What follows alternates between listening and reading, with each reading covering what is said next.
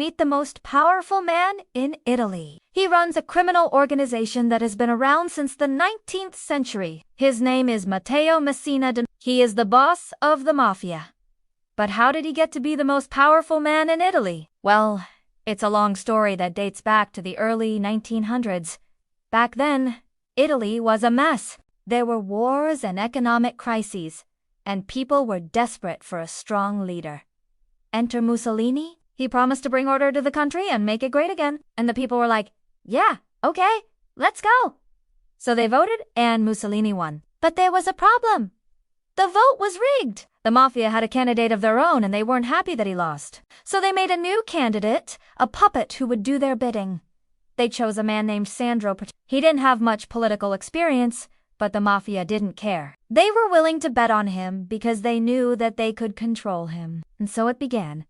The strange tale of the Mafia's president. Every 5 years, the Mafia would put forward a candidate for president. They would make sure that he got elected, and then they would control him like a puppet. For example, they would tell him which laws to pass and which votes to make. And he would do as he was told. Now, this went on for decades, but eventually, the public started to catch on. They realized that the Mafia was controlling the government, and they weren't happy about it. So in 1994, they did something crazy. They voted for an independent candidate, a man named Oscar Luigi's. He was the first president of Italy who was not controlled by the Mafia.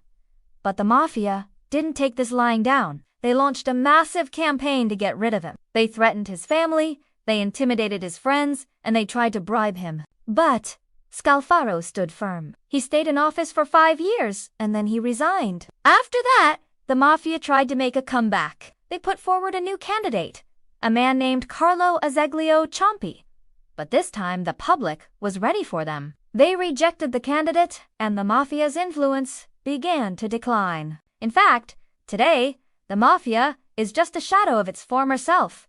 Its power is broken, and its influence is waning. Still, though, it's around.